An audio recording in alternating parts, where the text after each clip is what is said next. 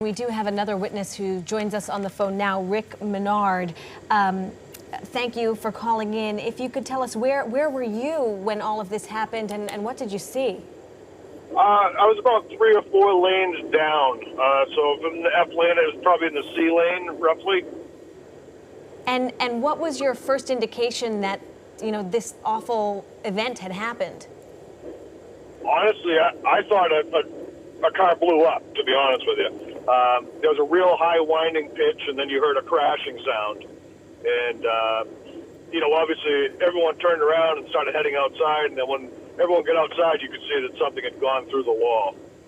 And, you're the second witness to say that they actually thought a car had exploded, that there was this kind of deafening boom, and then that person described a silence. Can you explain a little bit more about what came after that sound and what you saw? Well, what came after that sound is everyone ran to the outside, A, to make sure he's all right, but also, the curiosity of seeing what's going on. And once everyone got outside, we realized that there was people down and hurt. The person in the Jeep was still in the Jeep, and the part of the building was on top of that. Everyone was focusing on that, and I happened to be a little further out, and about 20 or 40 feet from the door, there was another person down that I was actually concentrating on making sure people didn't step on him, because, he was just down, he was bleeding on the ground, and I got to tell you, the Linway staff did a great job of kind of clearing the situation. This isn't something they deal with every day, and they did a good job of clearing it and making room for emergency services. Well, so you described people kind of trying to rush to the aid of that driver and other injured people.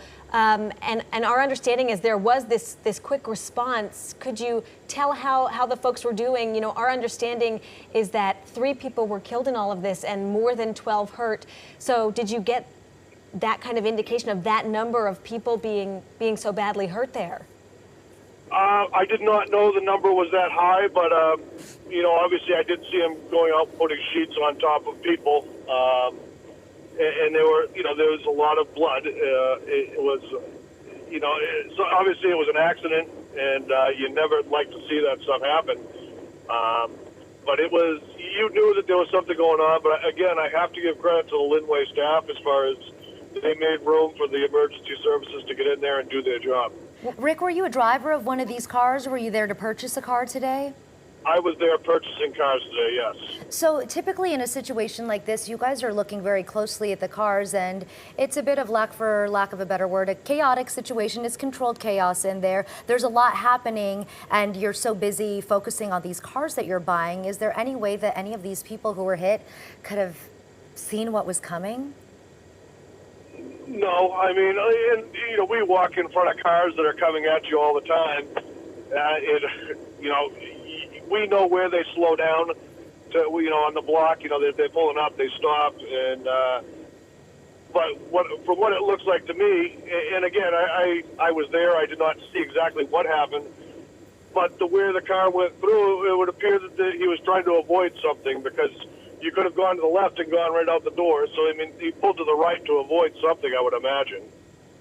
Another witness said he thought this driver potentially was trying to avoid cars and then unfortunately, struck these people. In terms of the driver, you mentioned that you were kind of near where you saw at least that vehicle, what was described to us as a Jeep, went through that wall. Folks trying to tend to that driver. Was this a driver you were familiar with? I know there are a lot of people there, a lot of cars, but is there anything you could tell us about that driver? Honestly, I didn't really see the driver. A lot of other people were focusing on the driver. I was focusing on the guy that was on the ground about 20 or 40 feet in front of the Jeep. Because I imagine there was some, when that cinder block broke, I imagine it exploded and hit people.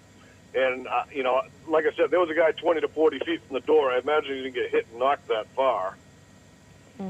So he might have been hit with some of the cinder block when it exploded when it went through the door. Because it was a pretty scary situation, really. Oh, obviously a terrifying situation from everything that you, along with other witnesses, have been telling us.